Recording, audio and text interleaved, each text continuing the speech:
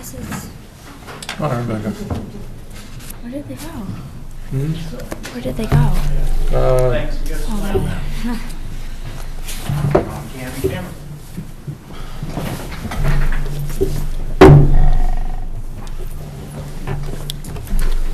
It's like the biggest audience we've ever had.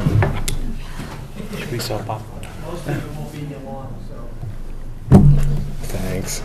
Welcome, everybody, to the February 11th Finance Committee meeting. Tonight, we're going to go through budgets for a few different departments. We'll start with the town clerk.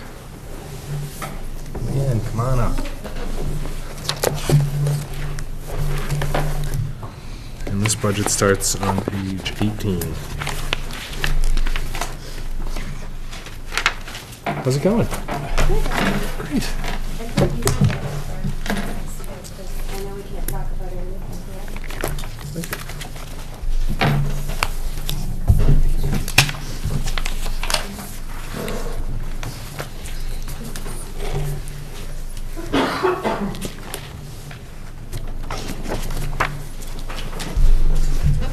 So, take us through. Can I just bottom line and say that everything is exactly the same as it was, except for staffing? Okay, what's going on with staffing? So please like it.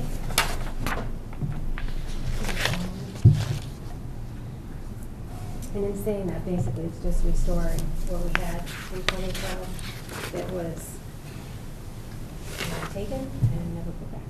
So it's a full-time position, right? I would like to restore it. Okay. back.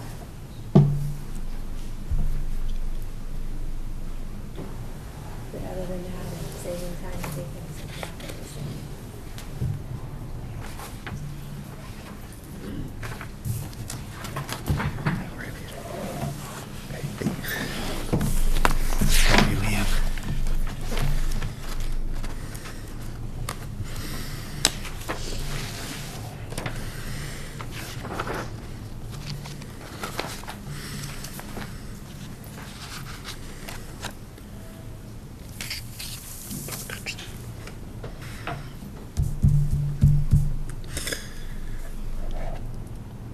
You have questions? This is pretty straight to the point. What's on page 18? You have data processing service budget appropriation, right? Yeah. How's that tie in with what we're going to get from Mr. IT? Ray. That is for the general code, Okay. and that is not something that we paid, it's a company that we use online to have it available. Okay. It's available to the public, and I have special access to it.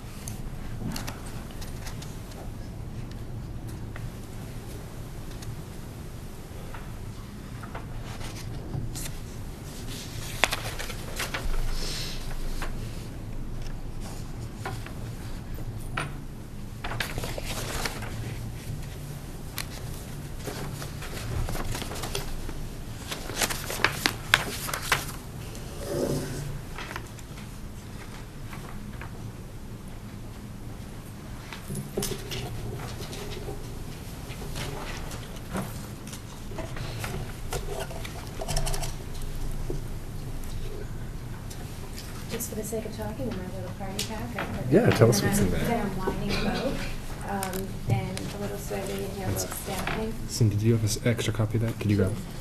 Can I take one? Sorry. I added in here a little piece about staffing hours and like in comparison to other communities, how late we're open, what our population is, and how many hours we actually have, that's a little fact. And I also put actually on the last page, my request that I haven't seen yet, and it's time, the reserve fund transport for the special town meeting, the election, and all that craziness that we have with the school, because I haven't had that pushed back into the budget.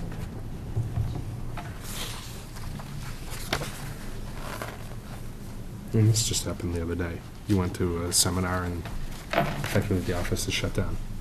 Right. It's probably gonna happen more than it should be. And I am very concerned, and I really do stress out about it, but Yeah. Just ask me a question. How many hours is she there now? 19.5. Okay, so she's 19.5, we put her to full-time and hire somebody else? Oh, Or no, just her to full-time? Yes. Okay.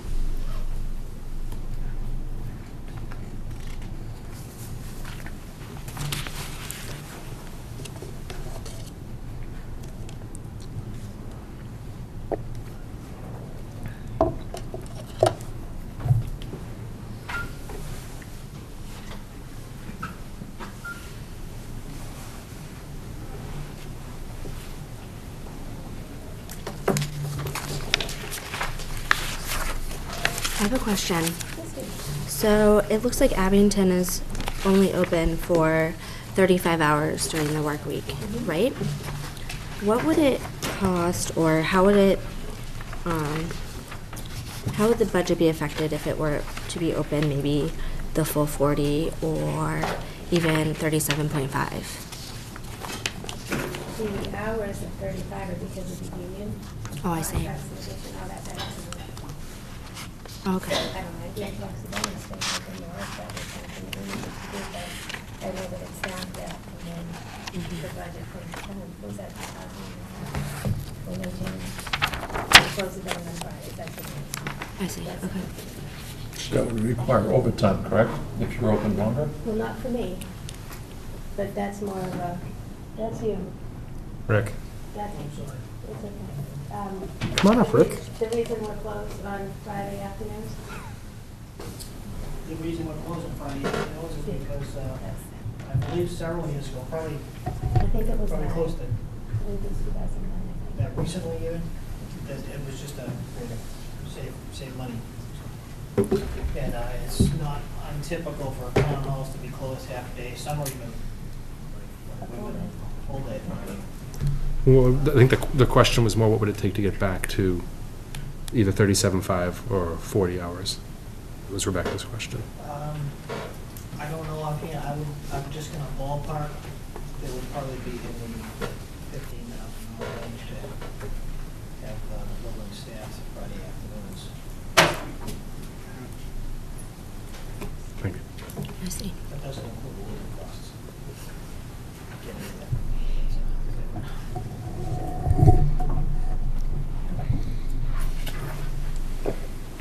I think 35 hours is sufficient. I've never had an experience where I needed the town clerk and I wasn't able to. So I think 35 hours is definitely sufficient for now.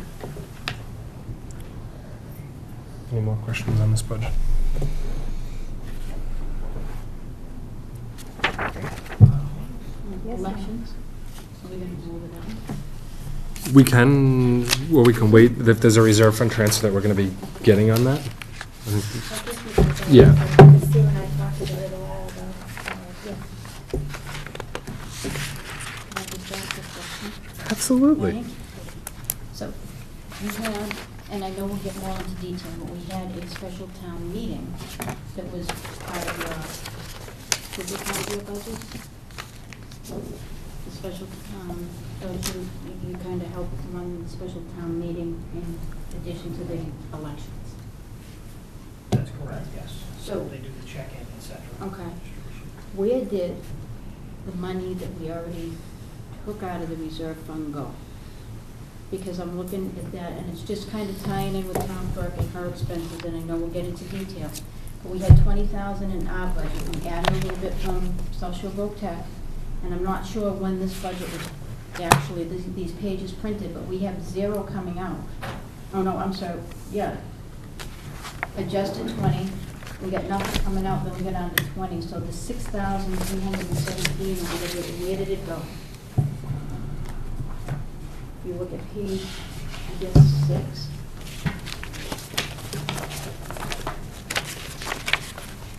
I'm not seeing money coming out, but somehow we lost 6,000. And I don't know if that's going into the town budget. pay for any of that special town election, or is this all election and town meeting? For me, this is Just election election. and some staffing hours for meetings. Okay. So didn't some of the money that we already voted go to fund any of it? I didn't believe it. Okay. Because I thought we voted like $7,000 or something like that out of the reserve fund. I'd have to dig back through my notes. I believe that that was for the audio-visual, But that, the components to get the TV for the overflow room. and the tent and the chairs. Yeah. And that's not built into here. Not for me, no, that's the selectmen's office. Okay. And that was for the town meeting, and this is for the election. Okay. So we haven't addressed, Okay, I was just kind of wondering, because I don't see anything being expended out, but we went from 26,000 to 20,000. There's no expenses pulled out of that budget. And I'm just wondering then where that 6,000 went. So, something just to kind of keep, and I guess in the back of our mind. page is that, 6?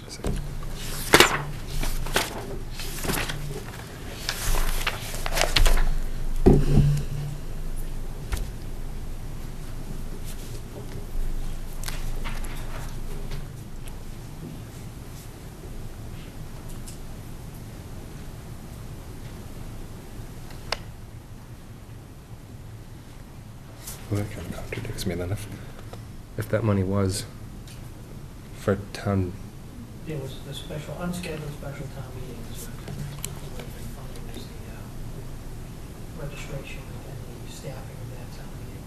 I don't think the election was funded though, because there was enough in the election budget itself to at least get us through that special election. But not It this won't be time. enough for the regular spring election, which is what the budget was intended for, but that was before people knew it was going to So, be a special. Did we, election. and I guess why we have the person here that does the election, could we have, like, combined those two into one election in November? Would that have really, like, done us any good to do it that way? We could have done that, but we missed the deadline to do it. I think the other issue too is that you still would have needed 2 ballots and effectively would have had to register people twice. It wouldn't be like one election, it would be basically 2 elections at the same time. So my recollection of our conversation at that time was that the savings wouldn't be what you would think, because you would save some money by combining the elections, but again, you wouldn't be saving money on printing the ballots, and you'd be re-registering people for essentially 2 elections, is that? There would be 2 ballots, when the voters would check in, then yes, there would be 2 ballots. The only savings would be the police, police and janitors. That would be the biggest savings. And that's, if we would have had those savings with staffing too, because we would have been paying people the same amount of hours, we would be paying them like double. Okay. And then we're gonna look for this as a transfer, which I believe the reserve fund will look at it as like unanticipated expenditures or emergency. So what's the unanticipated expense then for the April election? Because we had budgeted that money anyway, and we chose to use it for something different. It's not an emergency, and it's not unanticipated. We had money in there for April, and they chose to not. So does that, Well, I think at the time, and correct me if I'm wrong, that was a decision the finance committee made, was that we weren't gonna, I think we presented different options for transfer, which included the election too. we never got one, I don't believe, for election. It was going to be brought up, I think, I later. again, I'm not gonna bet my life on my recollection here, but I believe there was some decision that there's enough money in the budget currently to fund what was a special election. We could address that after, once you knew what all the exact costs were gonna be, but again, I'm fuzzy on that, so don't. we absolutely didn't discuss the election. We discussed the special town meeting with the caveat that after that, we would need to discuss the election. The election went forward. We were never asked for any funding or any reserve funds on that, which, That as you know, has been a contentious point for me. Because if the town meeting wasn't successful, then, yeah, a transfer wouldn't have been of any value, so that makes sense. there'll be more to come on this when the reserve fund comes. But it's not as if everybody didn't know we have to fund an election somehow. I mean, it was fairly obvious at the time. We can talk about it now, or we can wait for the reserve fund. We weren't given the opportunity to speak on it. It was coming, and then the election happened. The selectmen set the date for the election, correct? It wasn't the finance committee's decision. No question about that.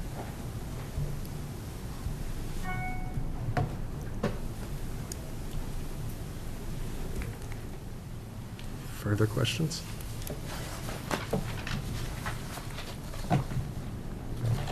Thank you.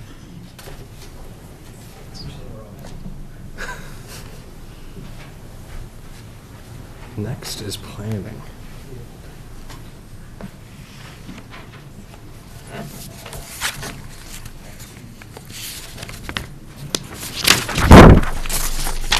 So we will keep moving then. Next is Board of Health.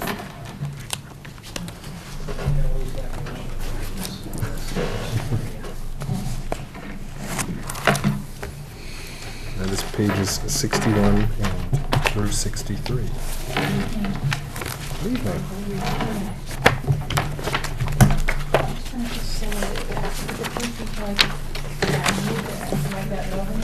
We're just going to go around and introduce yourselves. We don't have our plaques tonight. Where are they? Pete Walters. Good to meet you. Matt Sala. Yeah, hi, nice We to see met you. last year.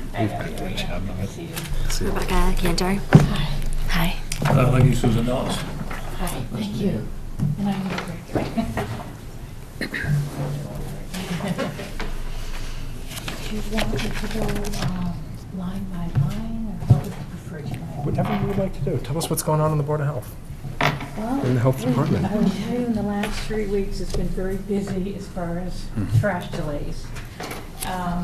It's been an unusual, as you know, winter, but to have it so compact at one time. But I'm very pleased to say we haven't had any complaints as far as the trash being delayed, because we got the message out ahead of time. I put it on Nixle. I have an outgoing message on the phone, and then we post it on the website.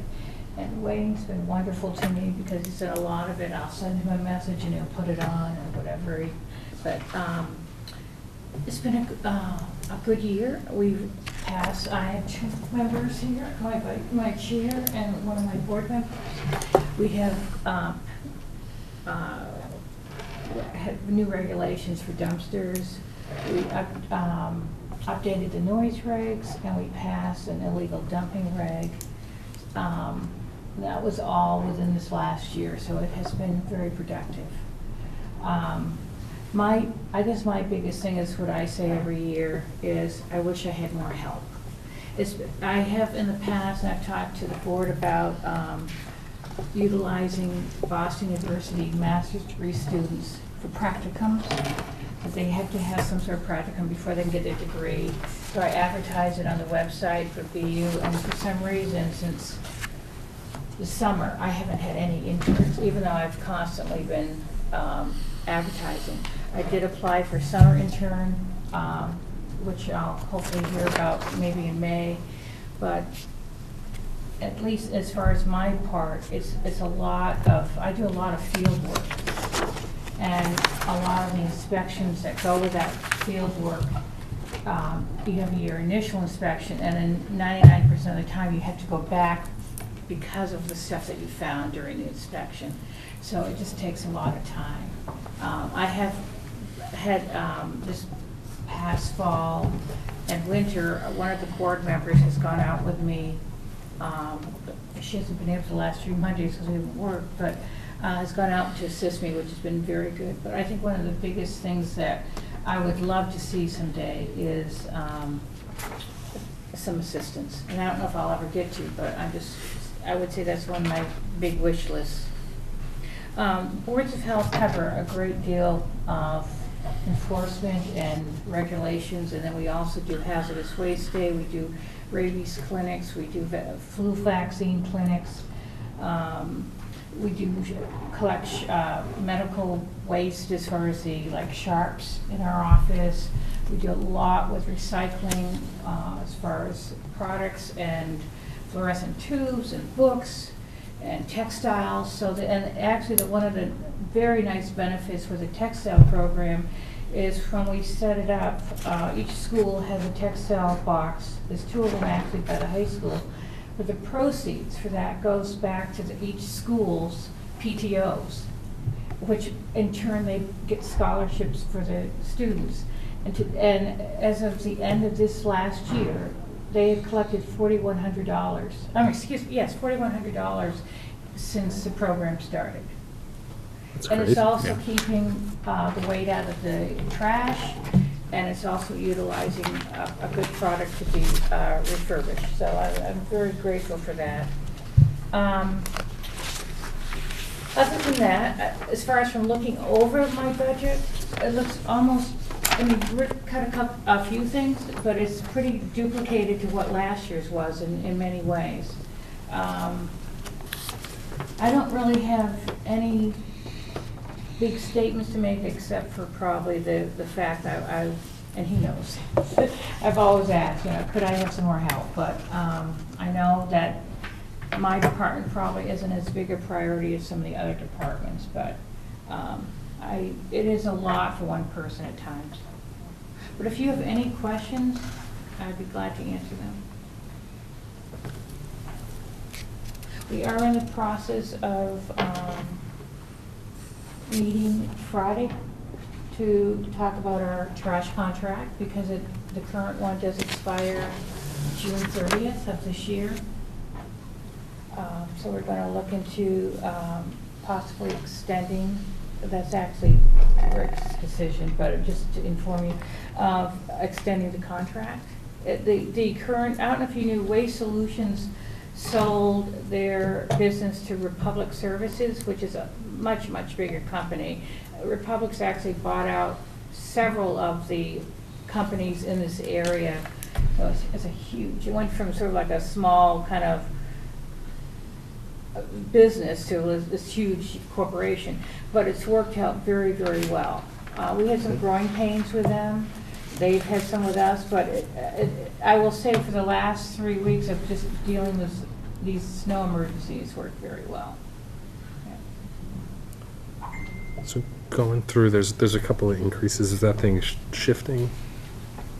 Page 62 seems. Yeah, I can tell with the advertising budget is just a shift from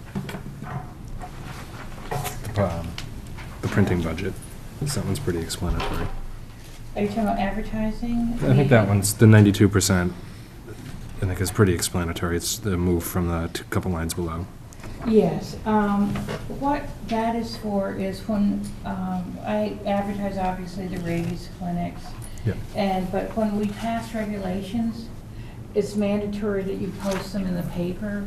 And because some of them are not, even the smallest ads can be quite expensive, but that's what that's basically for.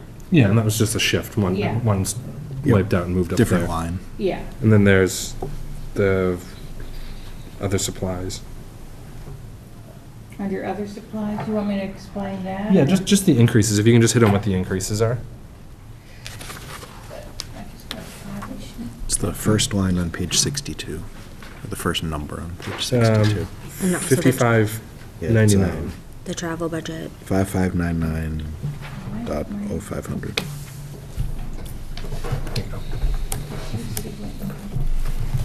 So just starting with these ones here. This is 55.99. Okay, a lot of this, there was an I buy, we have to buy inspectional forms from Hobbs and Warren that are used as state mandatory forms, especially for food. And they did go up in price. And I probably go through at least 4 boxes a year. And that probably is an increase for that. And then you had a question about what was the other one? The next one down. So the 21% is looks like Travel the budget. The car.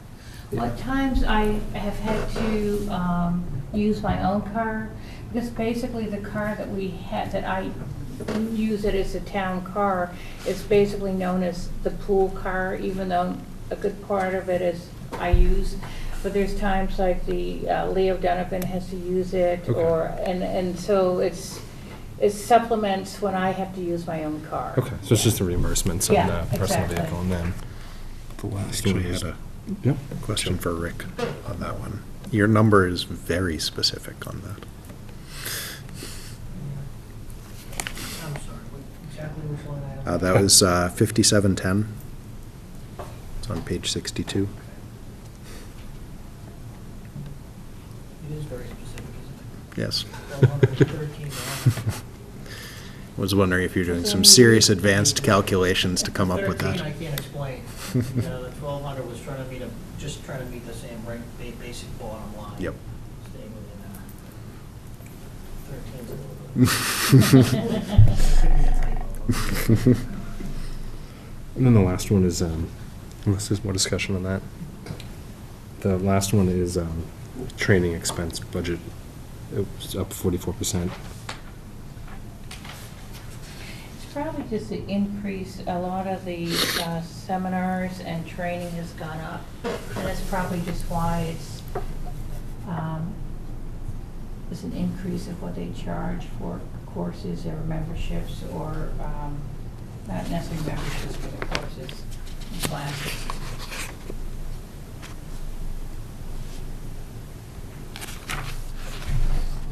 I did see that the compost site management maintenance did go down some. And we do utilize a lot of using it for our Christmas tree grinding. I'm in the process of trying to buy some cameras for the compost site, because we have at times issues with people dumping in front of the gates. And then we also, at times, probably at least once a year, try to do either screening and or grinding of the compost, so it's in good condition for people residents to take.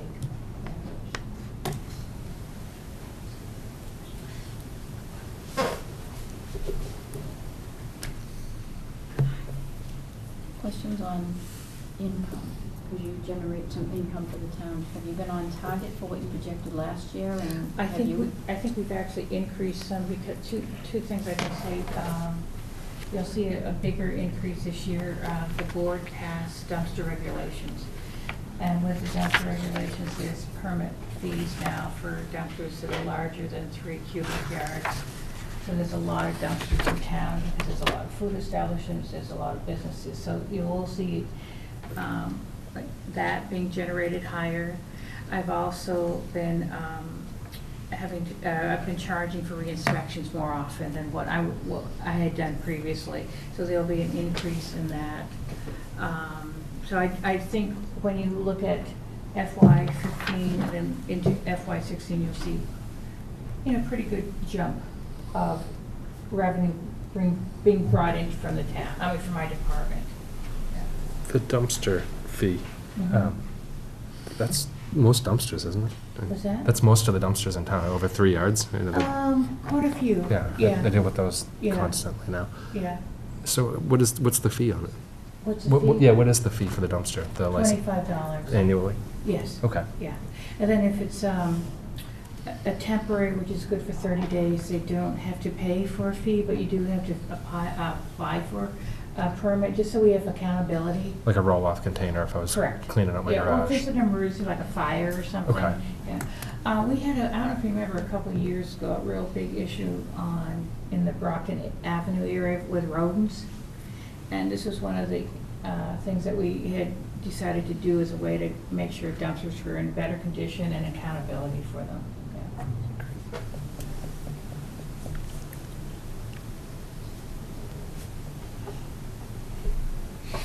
I will say, I haven't been going to court quite as much. I do have one case in court that's been in there since September. What I have tried to always do when we've had service processing fees, when you file a civil court case, you have to the sheriff serve the defendant. I've always had the defendant pay it back. so we've been very good about that. But I haven't gone as much to court because I've been trying to do compliance outside of court. Once in a while you have to. This particular case was involved with not only housing code violations, but lead paint code violations with a child living there under 6. Yeah.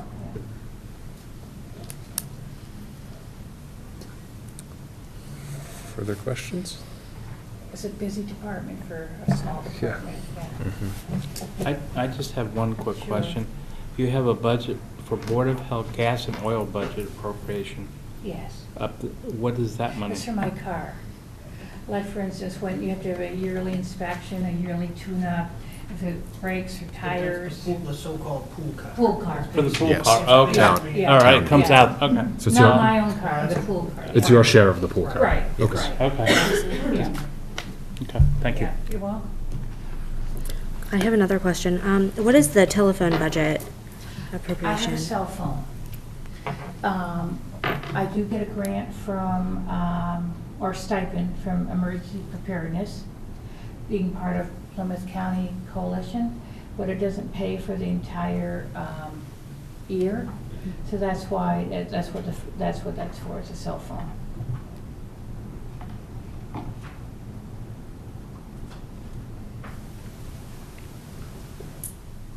Last chance.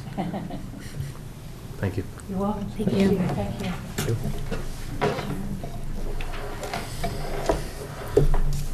Library.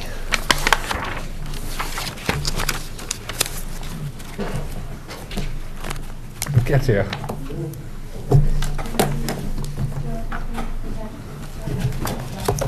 Your introductions of yourselves were done in wonderfully library appropriate voices. You couldn't hear I it. couldn't hear a thing. So, I'm Deb Clement, I'm the library director. I'm Ruth Carlo, the chairman of the Board of Library Trustees. Will you all kind of run it through again for me? You think, you know Cindy? I know Cindy. We'll start with Cindy. I met Cindy. What page, 72? 71. It's on 71. Hi. New member Pete Walters. Yeah. Deb Clement. Yeah. Good to meet you. That's all. We've met. Last year, I believe. Yes. Good to see you again. Rebecca Cantor. Hi, Nice to meet you. I know you. Oh, okay. And I do. So, you know, Cindy has heard this so many times, she has it memorized, but, and we have a 9-member elected board, and the board is assigned certain duties in the charter and certain duties under state law that fall more similar to maybe the school committee than other departments in town, not quite to that level, but, and our board hires a director, and the director runs the library and hires everybody on the staff below that. What we're talking about, Deb's going to present to you today, is about 1% of the town budget. And we like to think that we do as much with the 1% because we serve everybody from the youngest infants to the elderly that we deliver books to in the nursing homes. And I think, you know, it's everybody who uses the library uses it voluntarily. Unless you used to be in Mr. Grant's class, but that was another. My kids. But, you know, and we think we serve that broad spectrum of the town better and do more with that 1% than everybody else does. We have certain mandates that we need to meet, certain state aid requirements, and we'll talk about those, making those numbers, but that is important so that we maintain our state aid funding and maintain our certification, and we don't become Wareham, where they've been decertified and nobody from Wareham can borrow books from any other library, and their library is barely open at all, if at all, you know, so we try to avoid that. But I've talked enough, I'll let Deborah take over and go with things here. Okay, I'm going to start with the state requirements because they are at best confusing. Shocking. Essentially, there are the Commonwealth of Massachusetts, under the auspices of the Board of Library Commissioners, provides regulations for libraries to be eligible for state aid.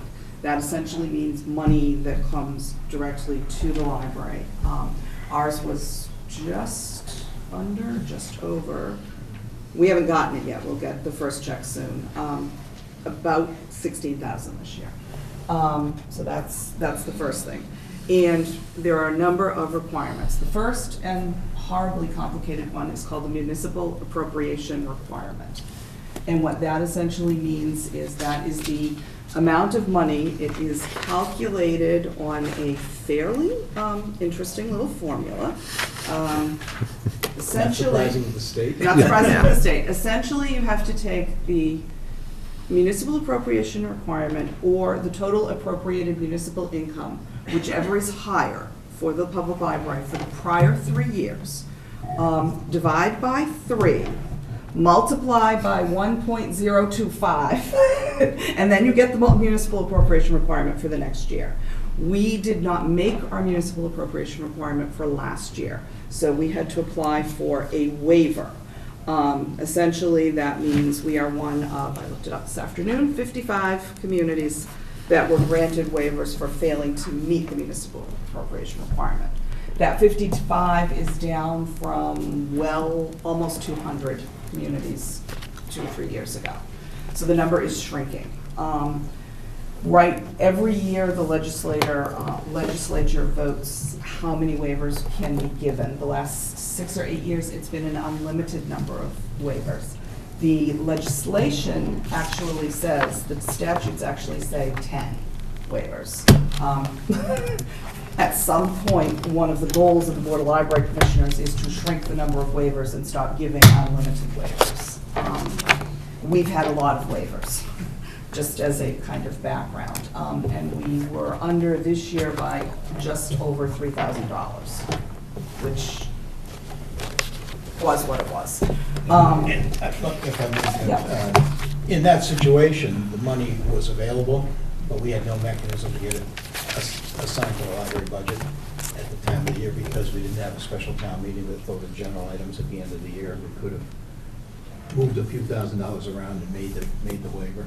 So we had to apply.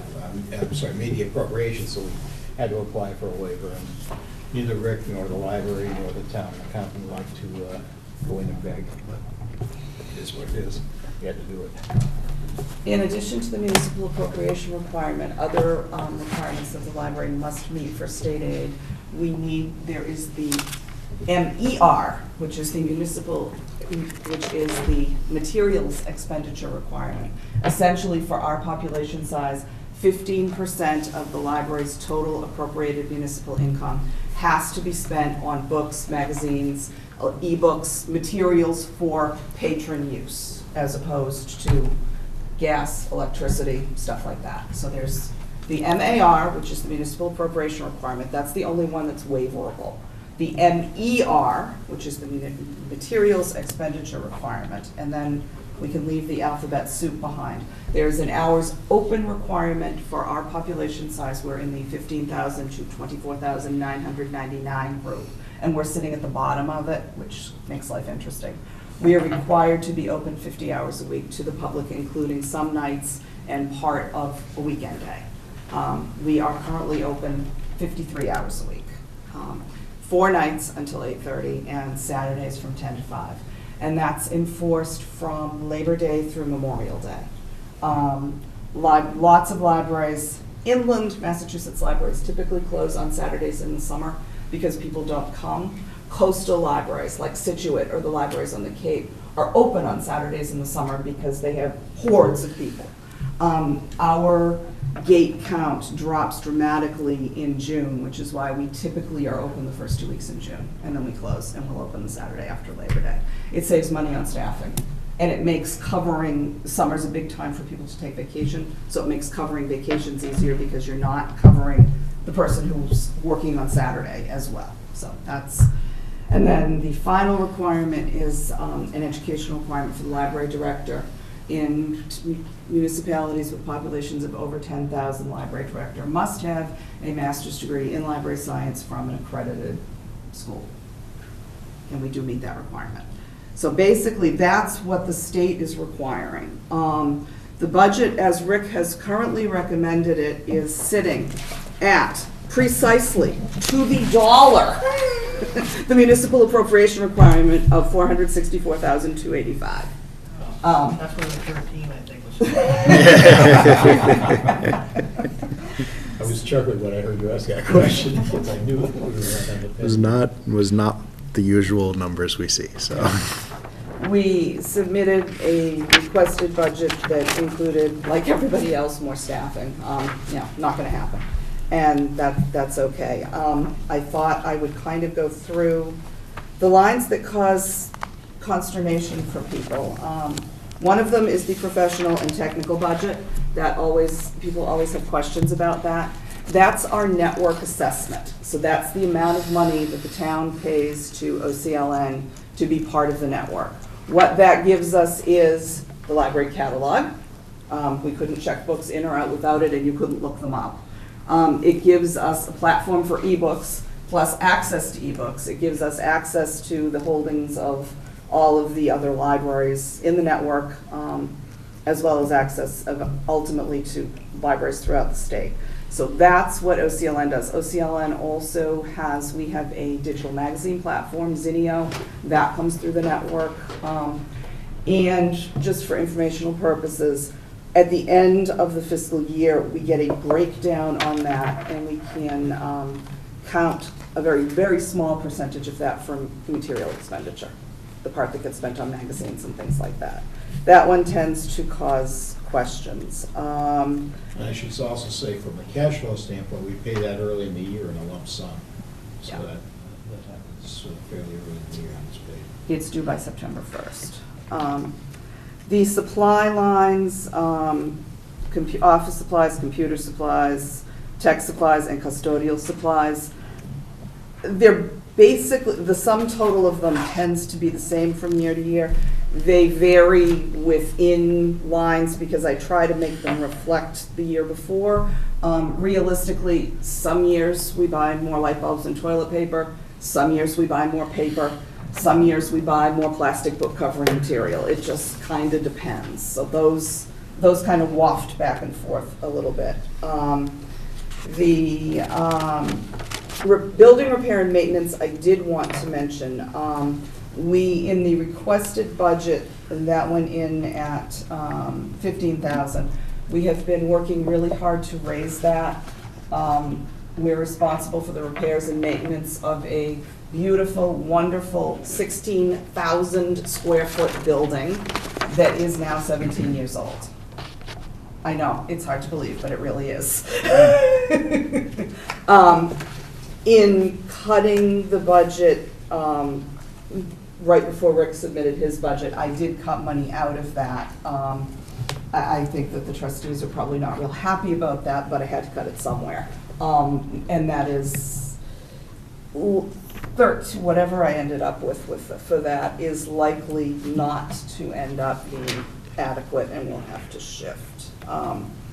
But yeah, it kind of, that's where we are with that. Let me see. Electricity and gas are fairly self-explanatory. They've gone up, so those numbers went up. Repair and maintenance of office equipment, saw a substantial increase. Since sometime in the 1970s, the library's public copy machine was donated by Day Copy. They took the coins out of it, they paid for the paper, they paid for the maintenance, they handled the whole thing. And we had a very aging public copier, if any of you have tried to use it. And the staff copy machine we were paying the service agreement on it only, and it was just over 10 years old. And in June of last year, it decided that it was no longer going to function. And they decided that they couldn't find parts to repair it. They did a search throughout the eastern half of the United States. So we were able to negotiate, and Bay Copy came through with a very advantageous agreement. We are leasing 2 brand new machines. For this year, we're making up the difference of what I had budgeted for the maintenance agreement on the one copier. We're using that and then using state aid to pay for the rest, because obviously in the current fiscal year there isn't enough money in the budget. And I did put the amount into this year's budget. Let's see. Travel is essentially mileage reimbursement for staff going to network meetings, workshops.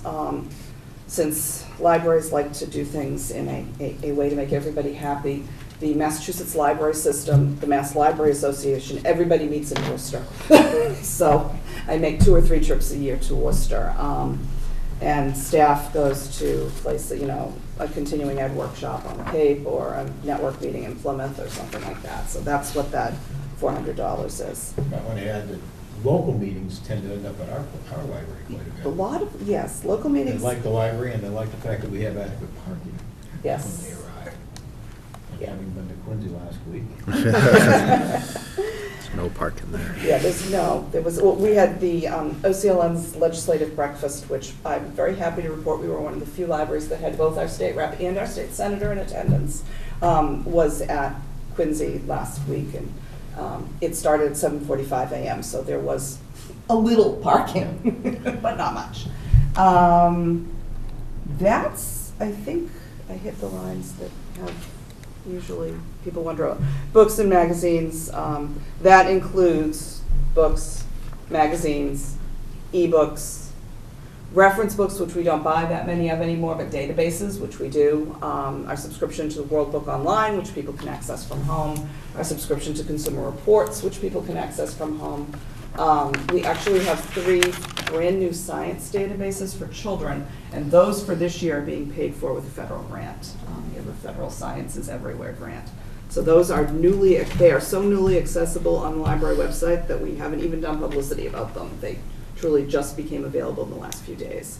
But databases typically come out of that. So that's anything that patrons use. People sometimes ask about museum passes. Museum passes are donated.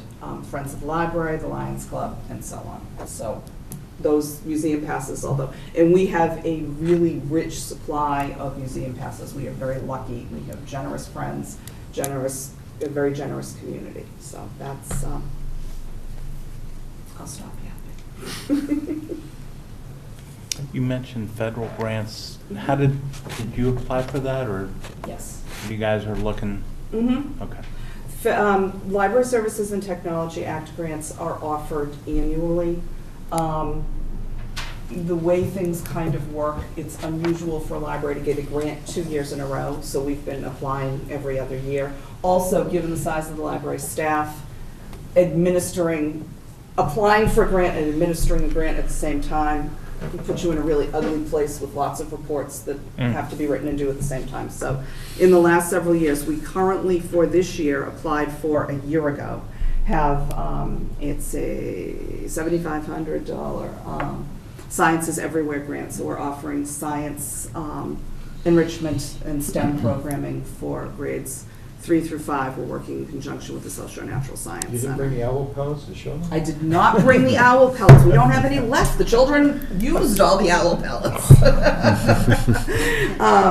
And then 2 years ago, we had a grant for to our first Abington Reads program, which the third Abington Reads program will start in a couple of weeks. And before that, we had a 2-year grant for services for teens.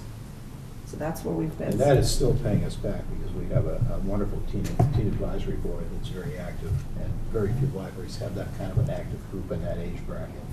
So that's still paying back. I will also say that in order to retain eligibility for grants, we are required to do a new strategic plan every few years, and this is our year. So at some point in the next 6 weeks, you will see publicity about a survey. Please take it. I need numbers. Tell your friends. It'll be online, very easy to do. Questions on that? I understand trying to meet the budget with the maintenance. Just, I think in the past we've talked about electrical and ballast getting replaced. I mean, that seems like it's 1 or 2 calls with that big of a drop, especially in the electrical number. Okay, where, For our under maintenance, going from the request of 4,800 to now 1,300. building repair and maintenance. I'm just, We requested 15.9. It's sitting at 13.8, and this, I'm wrong, yeah. It's currently 13.8 this year. We went to 15 in the requested, and then it's, in the town manager's budget, I believe it's back at 13.8. Yeah, I'm looking, 4,800. So the whole thing, from the request of 15 to the town manager at 10,8. For, Is it down to 10? Yeah. Okay. Yes, maybe I did. I'm kind of was thinking we'd end up having to take it out of state aid. That's what we've done in the past when we've gone over on building repair and maintenance. I had to cut it someplace. I was unwilling to cut the book budget. Sure. If there's one thing the trustees want cut less than building repair and maintenance, it's the book budget. And I cut other supply lines where I could, but yes. we still using that, or are you still using that ancient computer that you showed me to control the building systems? But there is a solution, we're hoping. We're hoping. They've come up with some new software. Windows 2000? I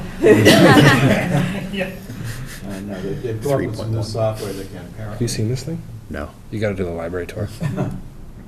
It's a Windows 95 computer. It's been running continuously since the fall of 1997. This is Wayne's pride, I It has feel had- like. It's the same age as Wayne's. Wayne has one in his office too. It's had 3 fans. And if it quits, then I can't control the HVAC. Essentially what that means is whatever time program it's on, it stays on. It can be changed mechanically, so we can certainly go from heating to cooling. It's not like we're gonna have the heat on in August. However, I can't change things. Like, for example, when we close on Saturdays in the summer, we have change the building to unoccupied. And without the computer, I can't do that. Is that computer controlling humidity and those types of things? Or is it simply just the timing? It's the time, it's actually everything. Okay. All of the, it's my interface to, there is a main computer that is in the boiler room, but it doesn't have an interface. The interface for it is through the PC. So if you want to adjust the humidity up and down, or you want to adjust, if I know we're going to have 100 sweaty children in the Copeland room, I will drop the temperature a couple of degrees there, because, you know, in the summer, that's not a bad idea. We typically don't try to run the library really cold, but if I know that it's going to be, 0 degrees on a Saturday, and we have a group using the Copeland room, for example, there's a quilting group that uses the room once a month.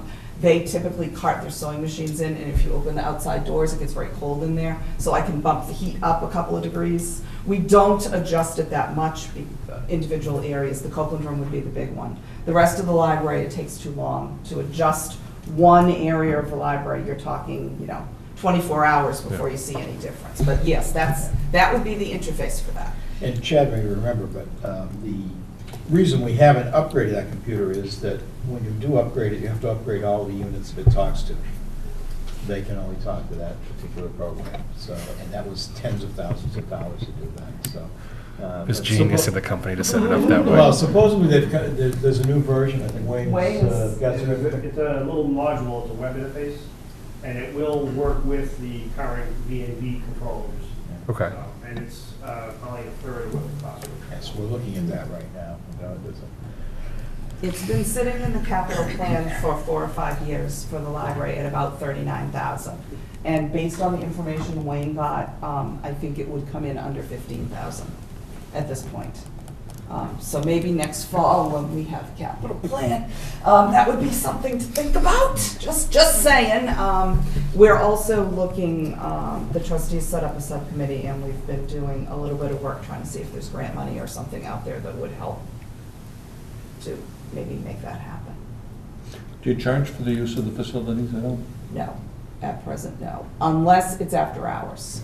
We have and you'll see a revolving fund article that allows us to charge for the use of the meeting room if we do it if somebody needs to use it or wants to use it during non-library hours. That way that cost won't impact our budget, it just passes through to the users during. But if they use it during library hours, there's nothing that, Has the board considered it? Charging for the use of the facility during the course of the day? I don't think that there's ever been a discussion to do that. I think it's sort of against the philosophy of public libraries, free public libraries. Free is the operative word there, and public. You know, and certainly, there are some groups that use it that are for-profit groups. There's been businesses that come in to do training, things like that. Many of them are generous and make donations voluntarily, but as far as charging to use it, No, and the other thing is, if it's used by a for-profit group, the example I usually will go with is a bank, it's not, you can't use the meeting room, according to library policy, and this is true for most libraries, for personal gain or corporate gain or for a profit. So for example, if it's a bank, it is the savings bank doing their end of the school year luncheon for the kids who work at the bank. Mostly nonprofit groups. We've had a coalition of banks do a first-time homebuyers seminar, but they're not allowed to solicit business. They can't give out business cards, they can't, they're allowed to present information because libraries, that's what libraries do, but you're not allowed to. So for example, you know, one of the requests we get sometimes is from people who have a home business or something and they want to meet with a client, and you cannot do that in the open room. That would violate the meeting room policy. Basically, big uses, most of the groups that use it don't have money. The school committee is hosting an open house there in March, so we certainly wouldn't charge them. The school department's art show, open houses there, again, that's something that you wouldn't charge for. we do get some condominium Condo associations. Have meetings there. associations that have meetings there, because they don't have any place else to meet. And that's a benefit, because that frequently gets new residents to town. In the building, we get them a library card and stuff like that, so that's a win-win. You're not having groups coming in and running a painting class and charging and those types of things? No. Okay. No. If there's a painting class, we're running Something it. you're running, We've yeah. contracted with somebody to do it. No. Okay. No. Schools and libraries are eligible for E-rate reimbursement. Has Abington ever done anything in that area? All of our telecommunications goes through OCLN, and OCLN does get E-rate incentives. So they're basically applying for your on your On behalf? our behalf, yeah. We don't have to do I think anything. we have one phone line we actually pay for directly. Part of it, the rest of it is on the town's phone system. And the free public web access is actually a free line given to us by Comcast. And we put the router on that. And we did that purposely so that the public use of the free wireless is going out over one channel, and all our library business is going out through a Verizon line to OCLN, that OCLN's paying for, so Okay. nobody but Wayne could have it. And the wireless is on all the time. Nobody but Wayne knows what you're talking about.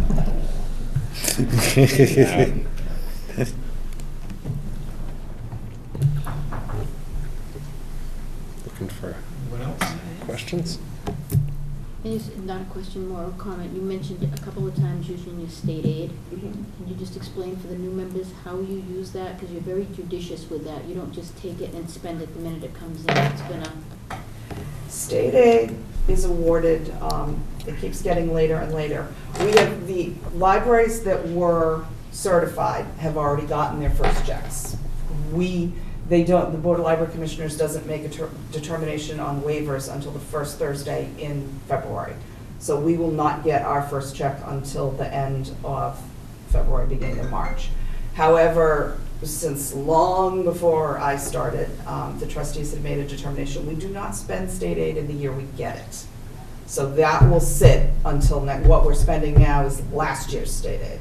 That way, some libraries do. There's no requirement that says that you can or you can't. It just seems sort of dumb, because if there are cuts to the state budget that might affect your state aid and you're planning on using the money, then you don't get it. That gets a little bit awkward. So if we don't have it, if it's not physically in an account in Leo's office, we don't spend it. The lore has it that recommendation goes back to a gentleman named Wilbur Hollis, who was the town administrator or something 40-some-odd years ago. For some 40-odd years. Before all, huh? For some 40-odd years, too, I think. Yeah. Yes, yes. Does the state ask you what you spent the money on? No. Give you a check, huh? You get the check, and in terms of what we spend it on, the town of Abington, with municipally appropriated money, has never purchased a computer for the Abington Public Library. Ever. I just would like to throw that out there. State aid pays for things like computers. It pays for kids' programs. We don't have a programming budget. The Friends of the Library are very generous with programming money. The Anderson Foundation, we get lots of donations. We fill things out with state aid. One of the big things that we use either Friends money or state aid to pay for is pizza for the Teen Advisory Board. We have one of the biggest teen advisory boards in the state. We have currently 40 some odd kids, and we usually get between 25 and 30 at a meeting. And we do our meetings at the first Tuesday of the month at 5:30, specifically because they're between sports and an evening activity. And I think some of them start coming for the pizza and then they stay. But every month they have pizza and Oreos and Hawaiian punch. You have a board of 40 kids? Yeah, oh yeah. There's pizza. 40 kids, And right? Oreos. 6 through Oreos. 11. We don't have any seniors That'd be a this year. huge pizza budget.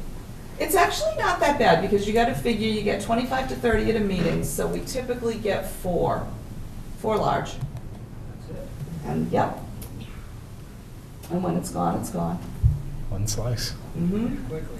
Yeah, we're parsimonious with that.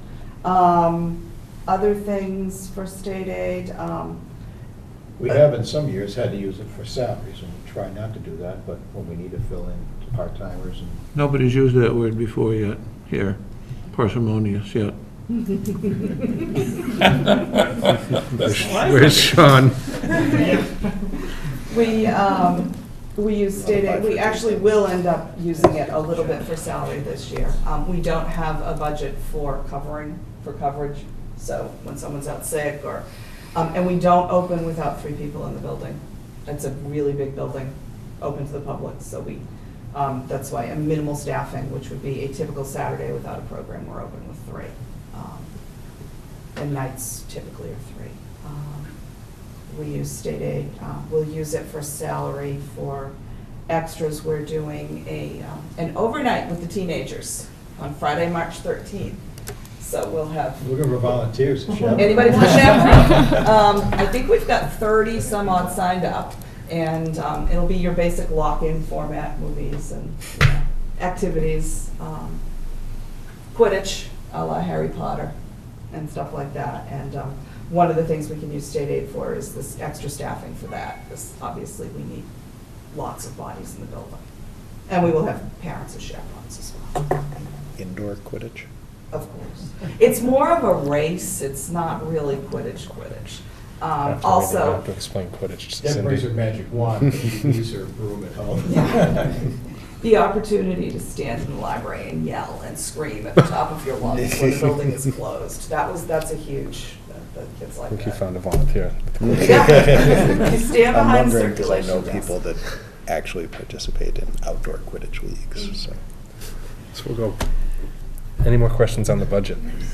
Any Quidditch questions? Quidditch questions are outside after the meeting. Budget questions? Thank you. Okay, thank you very much. We appreciate your time. Come on up, Wayne.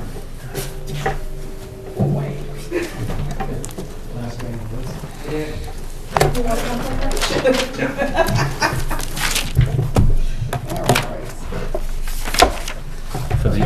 For the IT budget, Yes. not the MIS budget. Yeah.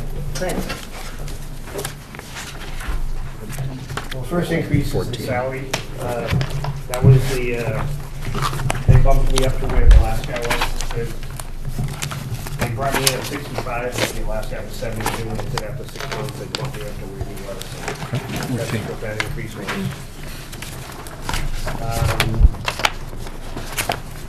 The internet access, of course, they all raised their rates this past year, Verizon. The same thing with the 3.9 for the phones. It's just because of the $10 increase per account. The increase on my licensing is we just upgraded our website. to a new version, so it was $9,000 broken up over 3 years. So that's what why the virtual town hall.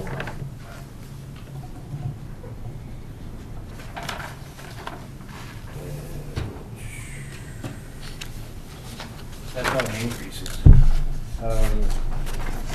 Just a couple things that happened this year was the September, the assessing server died, motherboard died, so I had to get a replacement server. Well, I tried to get a motherboard for it when Dell stopped laughing because that server was so old. I actually found a new server on eBay for $99. That's how old that servers are. So I'm in the process of replacing all of them right now. As of July, this coming July, all of our operating systems aren't under support anymore either. I've already replaced about 70% of all the desktop computers, getting rid of XP. So that's about it. Any questions? How many units do you support? Desktop units? 50 and 60. 60? How many servers? About 8, well, actually 10 count with 2 at the fire station. Any virtual servers? No. The website. Yep. Can you touch on that again? So it went up $3,000 this year? I'm trying to find it in here. You've done it on our website. Yep, Have you seen it now? I have. I noticed the improvements. Yes. Well, that's all, it was all website design. It's all a database called Drupal. Okay. Anybody can modify their site if they want right from home now. Everybody can have individual logins. It's much more user-friendly. Before, they were having problems where, like, somebody would put a document out there, and then someone would put another, same document, but 2 months older. Yeah. And with Drupal, it just puts it in one database and you just point to that. So it can be in multiple locations with the same document. So is that each board that's on there is doing that? Yes. So there's no webmaster per se? Me. I do all the security permissions and help everybody who's having problems posting stuff, so. But so it went up $3,000 this year from where it was Well, it's $3,000 for the next a year 3. for 3 years, yeah. So we were paying $37.50 for licensing. We had 10 user license. I cut that down to 5 to save $750 a year. So that rolls in with that, so. Schools are separate. Yes. However, Wayne does again handle the fire and now the police. Police now, too, okay. Which is something that's actually only within the last maybe 4 or 5 months maybe, so. Yep. he's Is taken that new? Yeah. Yeah. He kind of absorbed it due to I want to call it an emergency situation, but you know how things never leave you once you take them over. So he's been de facto IT person for police as well as fire. And seeing where everything's so technical in these buildings now, Wayne's almost the de facto building manager too. So congratulations. He works out of where? Here? Right around the corner. Yeah. And like Deb said, I have a Windows 95 machine in my office that controls the.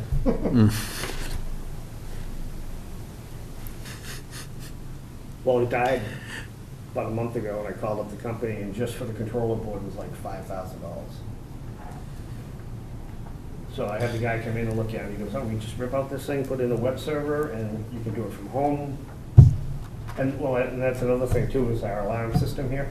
It's so antiquated that, like when we have a snow day, the building's open. So we have to physically come in and lock the building. Which is very convenient on a snow day. Well, we're only paying $240 a year for support, so you get what you pay for. It works great when people need agendas posted, though. Yeah, yeah. Yeah.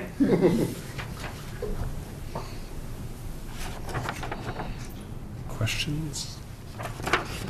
If I could just quickly address, I know it puts Wayne in an awkward situation for what looks like a pay raise, but as Wayne mentioned, he had an agreement when he was hired, and his predecessor, essentially, he is at the point that his predecessor was at on that, I believe. So it was a matter of bringing him to the point, I guess you call it a informal probationary period that he was hired for. So all that did was bring him to the the same point as its predecessor was at. So it shouldn't be anything that's too surprising. It's always difficult for somebody to have to come in and sing for their supper, so. I believe we actually talked about that last year. I think so. But this is the first time it's going to be, probably Yeah. because I. No, we talked that it would be, Okay. I think. Okay, good. It took a year and a half to get. Well, it was only supposed to be 6 months, so by government standards, that's pretty quick. Yeah, Yeah. yeah.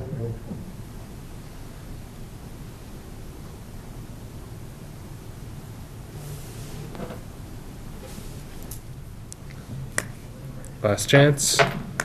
Thank you. Good night.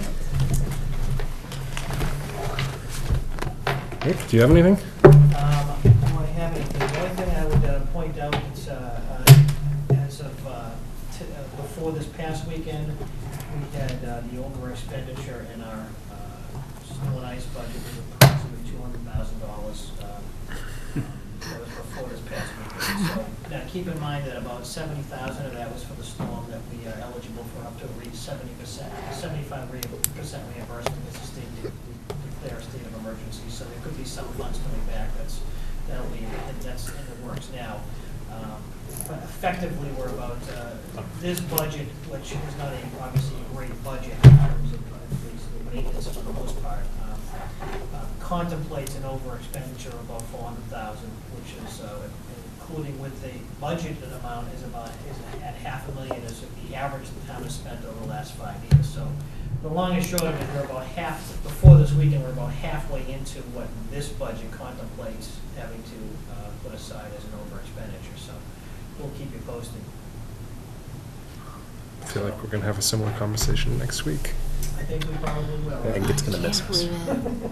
Wishful thinking, I hope. It is We're wishful getting thinking. snow right now. It snowed just today a little bit. And part of the expense too is some of you may have seen the snow, I haven't seen any snow. Marshall, you haven't seen, No. really? Missed it. Marshall Adams and our fire chief have both had required that the library roof be addressed in terms of the snow load before it should be reopened tomorrow.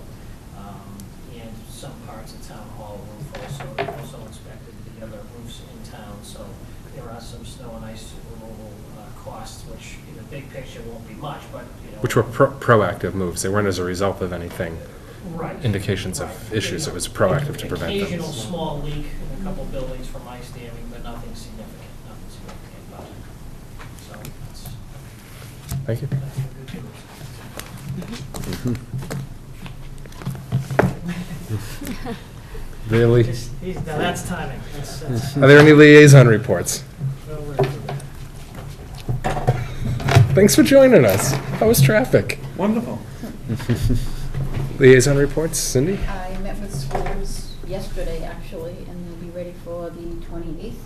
And we have a new format for the budget presentation this year. Excellent. And they've got their wish list. And we'll hear all about it on the 28th. Looking forward to it. Donuts and coffee Excited. and Yeah. some school budgets. We can talk about that. I'll make sure there's donuts and coffee. Any more liaison reports? There's no correspondence. I actually checked today, looking for a motion. Motion to adjourn? Second. All those in favor of the motion to adjourn? Aye. Opposed? Thank you.